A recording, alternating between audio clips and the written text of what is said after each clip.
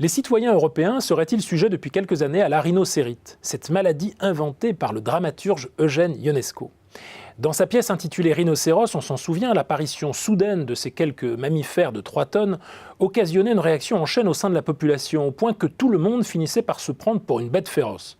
Au début, bien sûr, chacun en est effrayé. Nous ne pouvons pas nous permettre que nos chats soient écrasés par des rhinocéros ou par n'importe quoi, s'exclame l'épicier. Mais très vite, comme une traînée de poudre par mimétisme, par peur, tout le monde se met à trouver cela normal. Ionesco, un dramaturge d'origine roumaine qui devint académicien en France, nous mettait en garde contre la toujours possible montée en puissance des extrémismes, même initialement minoritaires.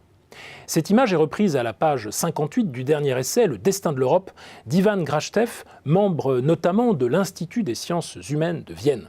Les Européens aujourd'hui seraient pris selon lui dans une double contradiction.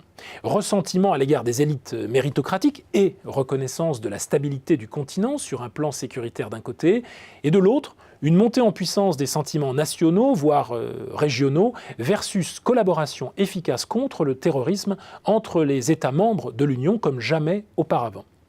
Pour le dire comme Grachtev, les Européens vivent dans la peur de la désintégration alors qu'ils partagent plus que jamais une communauté de destin. Et ce n'est pas les incertitudes et les difficultés rencontrées par les Anglais pour sortir de l'Union qui pourraient lui donner tort. En bref, pour ce politologue de plus en plus écouté, le risque de désintégration qui pèse sur l'Europe, sa cour de justice, le droit accordé aux populations de circuler sans contrainte, d'élire enfin ses représentants est de plus en plus réel. Européens de l'Ouest, nous faisons semblant de l'ignorer, tandis que les Européens de l'Est, qui ont fait l'expérience de l'effondrement du rideau de fer, ne peuvent quant à eux s'offrir ce luxe de l'inconscience. En cas de crise sécuritaire majeure, annonce Grachtev, les opinions publiques d'au moins 3 pays de l'Union, la Bulgarie, la Grèce et la Slovénie, chercheraient assistance auprès de la Russie et non auprès des pays de l'Ouest. Il faut donc s'en inquiéter. Cette ère du ressentiment à laquelle on assiste offre aux partis populistes une occasion unique de se faire entendre, eux qui promettent de rester aux côtés du peuple quand les élites quittent le navire, comme c'est le cas en Bulgarie, exemple typique que l'auteur connaît bien.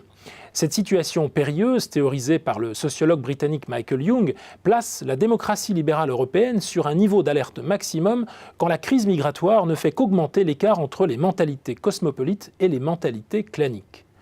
Au fond, la situation de l'Europe est confrontée à son syndrome des Galapagos, ce phénomène que rappelle notre auteur qui avait permis de décrire la supériorité des smartphones japonais sur tous les autres au début de la 3G, mais qu'aucun pays n'avait voulu adopter du fait de son retard technologique irréductible. Aujourd'hui, l'Europe, c'est un peu cela. Ses points forts, la laïcité, sa postmodernité, son ouverture au monde n'en font, hélas, semble-t-il, un modèle pour personne. Grachtev propose en conclusion de désarmer les populistes en étant réceptif à certaines de leurs inquiétudes, de s'armer de courage politique en rappelant que l'altérité est toujours une bonne chose, qu'enfin il faut tenir, empruntant ainsi la voie proposée par Machiavel, le stratège florentin, de ne jamais abandonner la partie tant que l'on ne sait pas tout de son propre destin. Ajoutons que pour sortir de l'euroscepticisme ambiant, il faudra compter finalement sur rien de moins que la prise de conscience des enjeux géostratégiques de la part de chaque Européen. Souvenons-nous que si les anti-héros de la pièce de Ionesco se transforment en mammifères périssodactyles, c'est d'abord parce qu'ils sont calfeutrés dans un esprit étroitement identitaire, sans jamais parvenir à en sortir afin de mieux considérer la perspective d'ensemble.